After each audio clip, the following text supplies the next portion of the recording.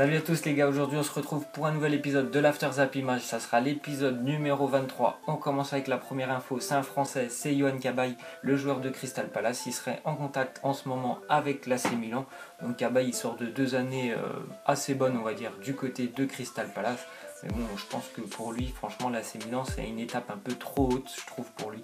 Il n'a jamais vraiment fait partie d'un effectif, d'une équipe de top niveau européen, parce que bon, en Angleterre, Crystal Palace et Newcastle avant, c'est quand même pas du top niveau.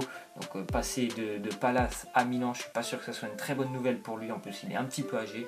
C'est un choix assez surprenant si le Milan AC s'intéresse à lui, surtout qu'au milieu de terrain. Ils ont quand même du monde, Çalhanoğlu, Kessié ou même Sousso, franchement.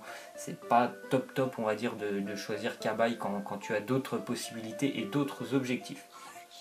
Ensuite, on voit une petite déclaration de José Mourinho sur Anthony Martial. Il nous dit: nous avons eu une conversation cet été sur son avenir ici, tout a été positif. C'est vrai, hein, depuis le début du mercato, enfin surtout au début du mercato, on avait entendu notamment un départ d'Anthony Martial. Après ça s'était plutôt dirigé vers un prêt du côté de l'AS Roma, mais il a très vite démenti, hein, Anthony Martial. Il a dit: je souhaite m'imposer à Manchester, donc je vais rester. Et bon, pour le moment, franchement, il a fait énormément de boulot sur les deux premiers matchs de Manchester. Il est auteur de 2 buts et une passe décisive, tout ça en étant remplaçant. Donc c'est quand même assez intéressant parce qu'il rentre en gros une demi-heure à la fin de match. Il a mis 2 buts et déjà une passe D, donc c'est pas mal. Le petit problème, voilà, c'est qu'il est remplaçant. Mais je pense que s'il continue à travailler et à montrer de bonnes choses sur le terrain, José Mourinho il va lui faire confiance et lui donner une place de titulaire. Ensuite, on voit Claudio Marchisio, le milieu de terrain de la Juventus. Il souhaiterait quitter la Juventus avant la fin du mercato, c'est-à-dire dans les 10 prochains jours en gros. Il y a Chelsea qui serait sur le coup. Marchisio, depuis qu'il s'est fait les ligaments croisés, je crois que c'était il y a un peu plus d'1 an, il a eu beaucoup de mal à retrouver une place de titulaire du côté de la Juventus. Franchement, il y a des joueurs qui sont passés devant lui au milieu de terrain, notamment Khedira par exemple. Même s'il a quand même eu l'opportunité de jouer, il joue souvent, mais en tant que remplaçant, et ça ne lui convient plus. Franchement, il a beaucoup de talent, Claudio Marchisio. Mais est-ce que Chelsea, c'est la bonne destination pour lui? J'en suis pas sûr. Franchement, il y a déjà Kanté qui a une place indiscutable. Tiémoué Bakayoko, je pense qu'ils l'ont recruté, c'est pour le faire jouer. En plus, ils sont aussi sur le dossier Drinkwater, Chelsea. Donc ça fait quand même déjà beaucoup de monde au milieu de terrain. Donc on verra s'il va rester du côté de la Juve ou pas. Ensuite, une déclaration, cette fois-ci, c'est Anthony Martial qui nous parle de Paul Pogba. Il nous dit: s'il continue à jouer et progresser comme ça, je pense qu'il gagnera le Ballon d'Or dans les 5 ans. Depuis le début de saison, Paul Pogba, avec Manchester, les 2 victoires 4-0, il a mis 2 buts et 2 passes D, je crois. Donc c'est franchement un très bon début de saison pour Paul. L'année dernière, ça avait été, moi je trouve, un peu plus compliqué. Il y en a qui disent non, je trouve qu'il avait été bon. Moi je trouve qu'il a été vraiment en dessous de son niveau, hein. Mais bon, c'était sa première année avec Manchester. Il fallait forcément un temps d'adaptation par rapport à ce qu'il faisait du côté de la Juventus. Puis après, il y a eu toutes les spéculations par rapport à son montant de son transfert. Ça lui a peut-être un peu trotté dans la tête. Mais moi je trouve que franchement, ça va être une bonne année pour lui avec la Coupe du Monde en point de mire. Donc franchement, il est obligé pour moi de faire une très grosse saison à Manchester et j'en suis sûr qu'il va la faire. Ensuite, on voit que le Barça et l'OGC Nice seraient sur le point de conclure sur le dossier Jean-Michel Seri. Normalement, ça devrait se faire avant la fin de la semaine. Il devrait signer pour 4 ans, Jean-Michel Seri. Donc c'est une très bonne nouvelle pour le Barça. Et je trouve qu'il manquait un petit peu de joueurs de ce profil au milieu de terrain. Si on l'associe avec Sergio Busquets, je trouve que ça peut vraiment être pas mal. Puis bon, pour Nice, ils perdent, c'est sûr, un bon joueur, mais 40 millions, c'est quand même pas négligeable. Ensuite, on voit une petite anecdote, donc c'est sur les 3 premières journées de Ligue 1, Nicolas Depréville et Ibrahim Amadou, donc 2 joueurs du LOSC, ils ont effectué autant d'arrêts qu'Alphonse Areola, le gardien du PSG. Comme vous le savez, à Lille, lors de la 2e journée, ils avaient fait tous leurs changements, enfin bref, ils ont dû mettre Depréville et Amadou au but. Et ils ont effectué plus d'arrêts qu'Areola qui a pris ses 2 buts contre Toulouse, et 2 buts encore un peu bizarres franchement. Donc le gros point noir aussi du PSG, c'est les gardiens, et on le voit, franchement, c'est pas top quand même. Ensuite, une déclaration d'Edinson Cavani sur Neymar. Il nous dit: c'est bien d'avoir un joueur important, il hausse le niveau de l'équipe est plus sûre avec des top joueurs. C'est sûr, quand tu as Neymar avec toi, tu peux qu'évoluer quand tu vois des joueurs aussi talentueux que lui. Franchement, ça te pousse vers le haut. Donc toute l'équipe du PSG, elle va bénéficier de Neymar et de son apport sur le terrain. Ensuite, on voit que Mamadou Sakho souhaiterait rejoindre Crystal Palace, mais Liverpool réclame 34 millions d'euros et ça fait un peu cher pour Crystal Palace.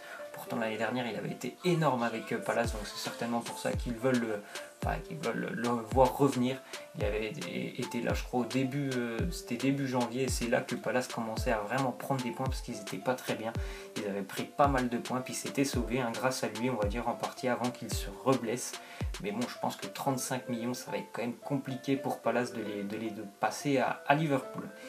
Ensuite, on voit encore une fois le LOSC qui serait sur le point de transmettre une offre à Chelsea pour Michy Batshuayi, l'attaquant de Chelsea. Bon, comme vous savez, je pense qu'il a marqué contre son camp en plus dimanche. Et, bon, il y a Morata quand même devant à Chelsea, donc ça va être compliqué pour Batshuayi. Après, si Lille venait à transmettre une offre de 40 millions, je trouve que ça serait vraiment énorme parce que bon, il sort d'une saison noire à Chelsea, il faut le dire, il n'a pas joué l'année dernière, il rentrait, c'était la 91e minute, des choses comme ça, donc ça serait vraiment incroyable de mettre 40 millions pour Lille sur un joueur comme Batshuayi, surtout vu le projet de Lille, ça serait vraiment étonnant. Ensuite, on continue avec la stat. Donc Wayne Rooney, comme vous le savez, il a marqué hier avec Everton lors du match de Premier League du côté de Manchester City où ils ont fait un partout. Il a marqué donc son 200e but en Premier League. Et la petite anecdote, c'est que son 50e, 150e et 200e but de Premier League, il les a tous marqués contre Manchester City. C'est franchement une équipe qu'il aime assez, je trouve. Déjà avec Manchester United, il marquait pas mal contre City. Et on voit qu'avec Everton, il repart sur les mêmes bases. Ensuite, une grosse info, donc c'est Barcelone. Bien sûr, ils vont revenir à la charge sur le dossier Philippe Coutinho parce que Liverpool a refusé, je crois, une offre de 120 millions. Et donc on apprend aujourd'hui que Barcelone serait prêt à envoyer un joueur titulaire en général du Barça. C'est Ivan Rakitic. Il serait prêt à l'inclure dans la transaction avec Philippe Coutinho. C'est-à-dire que Philippe Coutinho, il vient à Barcelone avec une petite indemnité de transfert transmise par le Barça. Et en plus de ça, Ivan Rakitic, donc il partirait. Je sais pas si c'est gagnant, quand même à 120 millions plus Rakitic, ça fait beaucoup pour Philippe Coutinho.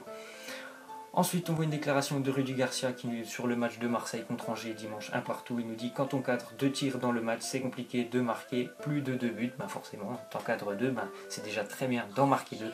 C'est le problème à Marseille, c'est que on entendait beaucoup parler depuis le début du mercato de l'arrivée d'un grand attaquant. Il est toujours pas là, donc je pense que tous les supporters marseillais, ils attendent quelqu'un parce que ça va quand même être compliqué de faire toute l'année avec Valère Germain. Ensuite, on voit une photo de peut-être un possible attaquant de l'Olympique de Marseille. C'est Jovetic, l'attaquant de l'Inter Milan. Il a joué l'année dernière, il était en prêt du côté de Séville. Un bon attaquant quand même. Après, pour Marseille, ça peut être compliqué parce que on va dire que c'est un bon attaquant, mais il n'est pas vraiment spécialisé dans le but. On va dire que c'est plus du jeu avec ses coéquipiers, des passes, mais le but, c'est pas trop plus de 10 buts par saison, il ne faut pas compter sur lui, donc c'est un peu compliqué, mais il y a aussi Monaco sur le dossier. Ensuite, on voit les statistiques de Gareth Bale avec le Real Madrid. Malgré ses nombreuses blessures, il a quand même réussi à avoir des statistiques assez énormes, 93 matchs, 55 buts, 34 passes décisives. Donc comme on le dit, franchement il est décisif, mais le seul problème c'est qu'il manque de régularité, et ça c'est dû à ses blessures. Donc faut qu'il retrouve vraiment une forme physique acceptable pour être le plus présent avec le Real Madrid. Malgré ça, quand même, c'est un joueur de très très grande classe. Ensuite, on voit que Fabinho, le joueur de l'AS Monaco, il serait prêt à boycotter le choc de la Ligue 1 dimanche. C'est Monaco-Marseille. Il souhaiterait boycotter ce match tout simplement pour rejoindre le Paris Saint-Germain.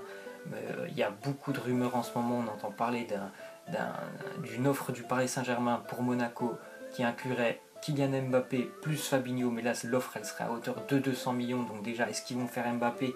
Alors est-ce qu'ils vont faire Fabinho en plus? Là ça devient quand même assez intéressant cette histoire.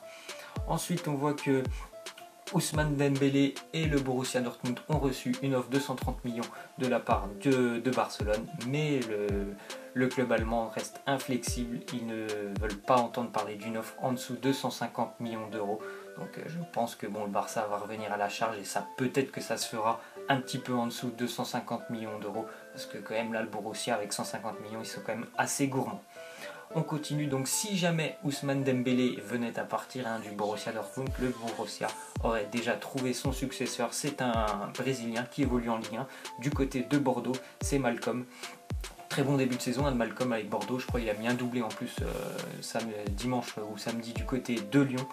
Il est vraiment vif sur le côté, il est assez petit, donc franchement un peu le profil de Ousmane Dembélé, assez petit, assez vif, donc ça peut être une très bonne recrue. Après franchement 30 millions d'euros, ça serait vraiment du pain béni, parce que je pense que vraiment il a beaucoup de talent et il est très très jeune, donc il pourra encore progresser.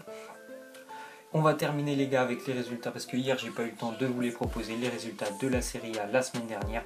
Donc on voit que tous les gros franchement ils ont tous gagné, l'Inter, le Milan, la Juve, le Napoli aussi a gagné. Bon, la Lazio a fait un petit match nul contre le promu, la Spal. Voilà, il y a en grosso modo tous les gros sont déjà présents du côté de la Serie A. Voilà les gars, c'est la fin de cet After Zap Image, j'espère que ça vous aura plu. N'hésitez pas à lâcher des likes, à vous abonner. Moi je vous dis à la prochaine, je vous laisse, ciao.